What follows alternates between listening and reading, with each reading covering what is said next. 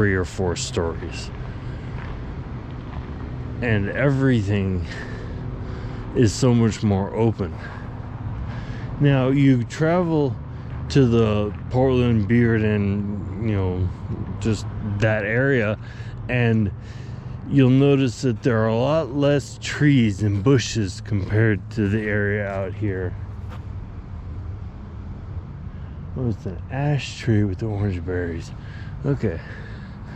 So anyway, you come out here and you see that, they didn't uproot trees and bushes and the land to make way for this to be built or that to be built.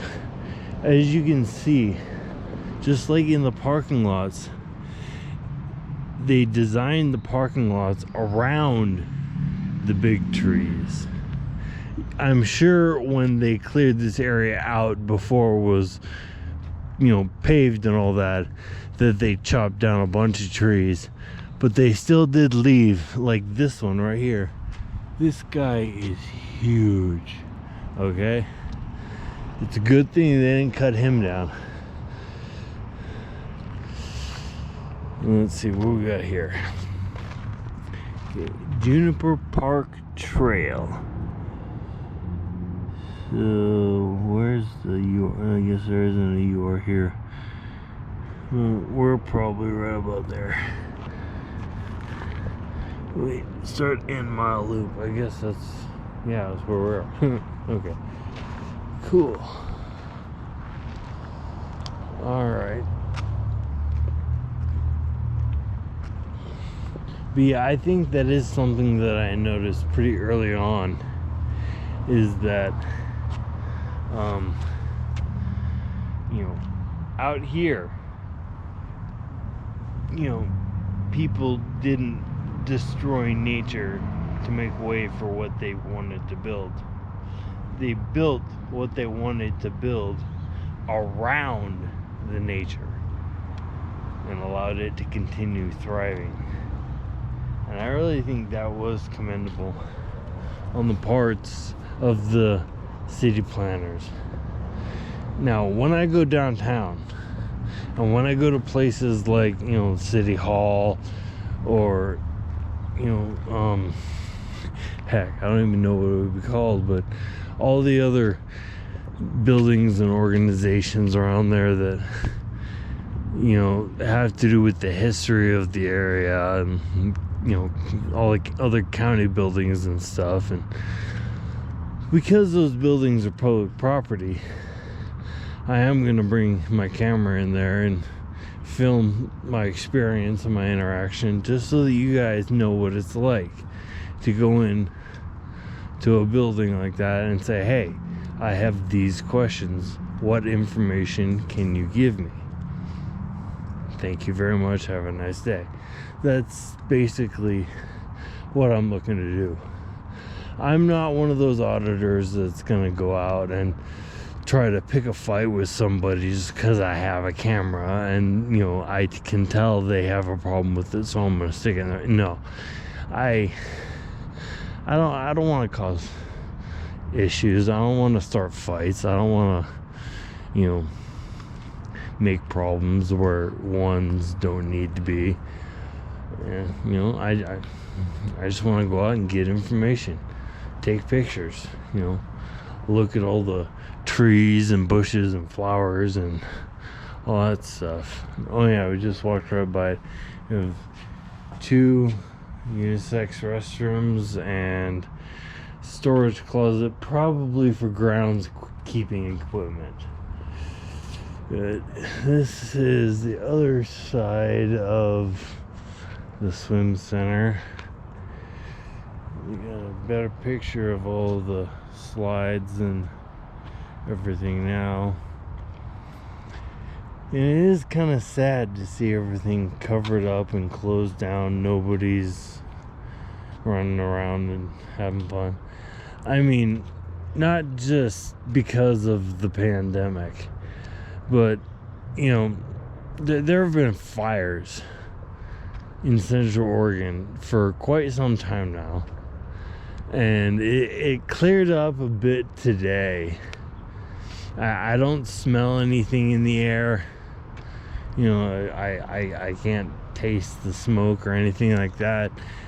But I can still see up in the sky. It is kind of cloudy. That's not just the overcast from the rain we had earlier. But okay, this was part where we got to before. Yeah, so okay, since I've taken you guys down that way before, I think we're gonna go this way and come around and probably walk down Franklin.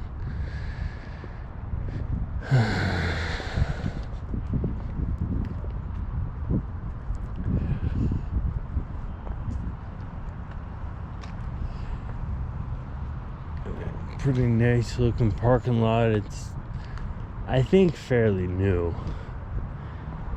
Now see, these are the kinds of questions I'd want to ask the workers inside if they had anybody there. And I could say, hey, I just want to know, I have questions, you know, maybe walk around the place with somebody and, you know, say, okay, you know, what kind of trees are these? What kind of flowers are those? What's the history of this area? You know, do you know how many trees were cut down before they laid this parking lot, etc., etc.? Those kind of questions. Not going to be confrontational, not going to try to start an argument. I just have questions and I'd like to know, you know. If they don't know or can't answer any of the questions, then I perfectly understand that, you know.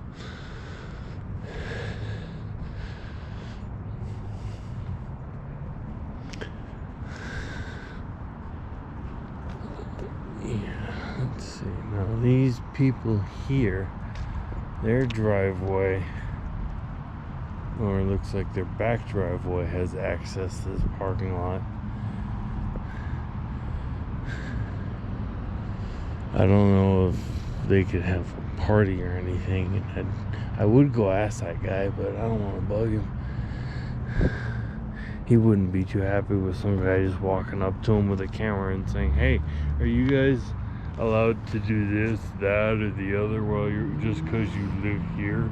You know, I don't think he'd appreciate those kind of questions. You know, most people wouldn't like just somebody with a camera walking up and saying, hey, this is your house, you know, do you do this, that, or the other? You know, probably think I've got some nefarious purpose or going to use the footage against them, which is furthest from my mind. But me, I'd rather just avoid a confrontation, which is why my first Amendment audit video, I was trying to be quiet. That's why when the cop started coming up to me and shining the light in my face and, you know, committing prior restraint by shining at my camera, you know, I was trying to be quiet, but he bullied information out of me. I was thinking about that earlier today, and okay, when I go to the police station and I sit down with a PIO, public information officer, or lieutenant, captain, whoever that I talk to while I'm there, you know, I want to show them that video and point out that, first of all, that officer did not practice social distancing. He got right up next to me. He committed prior restraint by shining the light on my camera and blinding the vision of myself and my camera. He bullied information out of me by misusing and abusing his position of authority.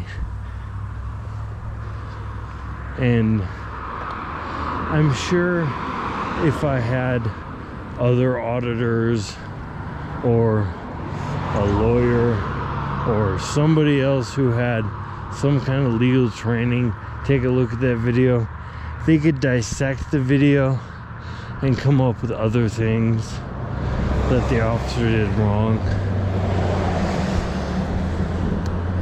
Of course, if I were to let somebody look at that video and determine all of that, one thing I would be sure to request that they look for and point out to me is everything that I did wrong.